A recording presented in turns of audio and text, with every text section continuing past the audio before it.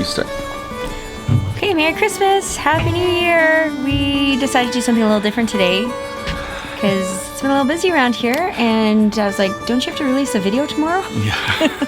Don't me? Yeah, no, you. We. No, well, I still feel like maybe I don't fully identify as part of the team. Anyhow. Show them your new cup, though. Oh, yeah, my friend gave me this beautiful cup. Her name is Alicia, and it says joy. I'm so thankful for her and for this cup. So we'll try and keep this video joyful. So the first thing is I just want to offer a quick comment on the Vatican's recent document on blessings of same-sex couples and couples in irregular unions. I don't want to get into the weeds of the theological implications of this in this video. Just from a pastoral point of view, as a father of 7 children, this document is an absolute disaster. And I cannot express to you how disappointed I am that such a document would come out of the Vatican. So I want you to imagine us as a family. We're raising 7 children. In the future, I hope this would never happen, but that if one of our children did experience same-sex attractions, first off, we all have desires that are disordered in some way. Secondly, I always want my children to know that they are welcomed in our home, that they are loved, that we cherish them, and that we're there to support them in their relationship with Christ, living out the fullness of the truth. Children need to know they're loved. So set that aside. If one came to me and said they're struggling with this same-sex attraction and they were in a relationship, I would not want them to go before a priest to ask for a blessing. The only blessing that I would want my child to receive begins with, "Bless me, Father, for I have sinned," and then ends with, "Now I absolve you from your sin." Anything else is so confusing, pastorally speaking. So that's my first reaction, not getting into the implications of the blessing of ascent and descent and all this other stuff. Just it's stupid. Like I can't believe this. Now, if you want to, some of the things that have formed my thinking and will continue to form, I really appreciate Father Gerald Murray's point of view. He does the Papal Posse with EWTN. If you want to learn some theological points that I think are very solid, I think he nails it. So with that, we perceive, and we have perceived for the last number of years, trouble within the church, trouble within the world, a crisis that is happening. And sometimes as lay people, it's difficult to know how to respond, really. Like, what can we do? We're just sitting here with a cup of coffee and one of them says joy. So when the whole McCarrick stuff broke out a number of years ago, we were bothered by this. Mm-hmm. And so in prayer, we felt the Lord placing upon our intention to pray for 3 things. 1, reparation for sin. Reparation for sin and the sin of the whole world. 2, peace in our homes, in our families, and in the world. And 3, that God would raise up saints in our midst. Mm-hmm. Particularly seeking the intercession of the Blessed Virgin Mary through the Rosary for these 3 intentions. It is our observation that these intentions are even more relevant now. Mm-hmm. So how did we respond? Well, okay, so this would have been probably 4 or 5 years ago now that we started. We just thought, well, let's just invite some families to come into our home and to join us to pray for these 3 intentions. And we would have a potluck, so we would share a meal, then we'd pray the rosary together, and then we would have dessert and have fellowship, and then everyone would go home. And we thought, okay, and then we'll do this once and see how it goes. Sorry, it's all. And then we thought we would do it again and see if people would respond. And it just felt like there were so many people who wanted to join us in this effort. Mm-hmm. And so then COVID hit and I don't know, the world sort of shut down. We ended up moving, so we didn't really have the same home to host as many people. So now we're in our new house, and we actually built this house with this event in mind. Like, how could we host a large group of people to come and pray the rosary? And so we had our first one last night, and it was so great. It was wonderful. Continuing to pray for those three intentions. And so when everyone came into our home, we gave a little explanation of the history, why we're praying the rosary, the need for it in this time and hour. And we prayed. And so there was how many that came into our home? I think we had a total of 73 people. So I'm trying to figure out, can we hold more than that in our house? I We'll think see. we can squeeze 100 in. Okay, I think we could do 100. It would be really, really, really tight. But that's okay. We can be tight.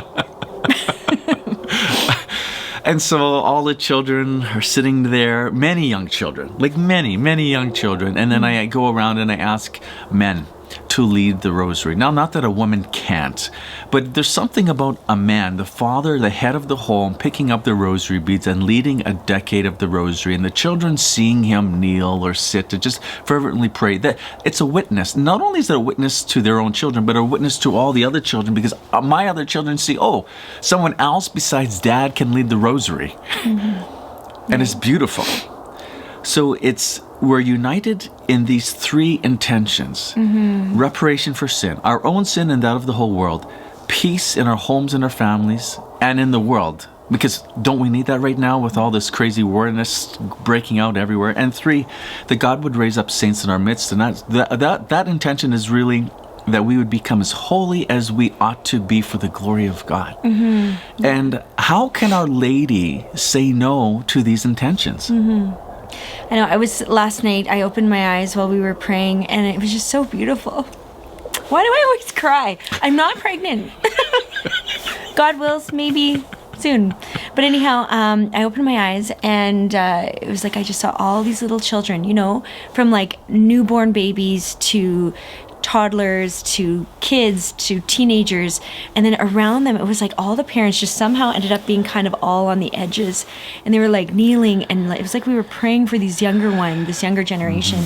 And it was so beautiful to witness that. It was a powerful image because the children were like surrounded by the parents, the children in the center, parents around. And isn't that what a parent is supposed to do? Be the child's protector? Which, by the way, this is what the document doesn't do. That it doesn't protect the innocence of children. Great confusion. And so I have much more to say on this. But if you're bothered by the state of the world, bothered by the state of the church, then we invite you to do this. That you get on the phone, you text a bunch of people who are of like mind, welcome them into your home to pray the rosary. How is it structured? How do we do it? Okay. Sorry. I'm just like, we might as well tell them. Okay, what do you mean, like the evening? The actual evening. How do we do well, it? first off, like a few days ahead of time, I text a bunch of people, and depending on how many people that you can accommodate in your space, you kind of have a list.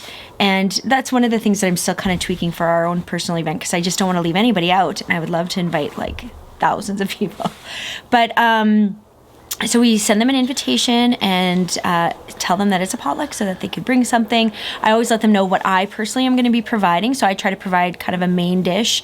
So I did pulled pork and buns, and I think that was all that and some dessert. But anyhow, and then everybody else responds what they're going to bring. And you know what? You just got to kind of trust God that there's going to be, enough of everything. You just got to trust. And it's okay. No one's going to starve. It's fine. If there isn't enough, or if there's too much, it's okay. Or if everybody brings salads, that's okay. And then after that, you just have the event and you welcome them. And we had a little meeting with our family before everyone came, just letting them know, like, this is a missionary event. We go and we welcome people. We have the virtue of hospitality that we're going to be exercising tonight. And what does that look like? What does that sound like? So it's really good practice for our kids just to be engaging with more people and to be the hosts, to be welcoming people into our space. So then people come into the home. We have a little bit of time of fellowship. So I say, come. This particular event, I said, come anytime after 4:30. Supper will be at 5:30. Rosary is at 6:30. Dessert is at 7. And then if it's a school night, sometimes I'll put an end time. But last night was the Solemnity of Mary, Mother of God, January 1st. So we just let people stay as long as they wanted. And when you do the invite, usually the hard stop is for us has been 8 p.m. Yeah, it's been 8. Normally it would be 8 p.m. And it's good just if it's a school night or something, it's good to have a hard stop, at least for us. Yeah, it kind of sets boundaries, and people Yeah. are so respectful, and it's great.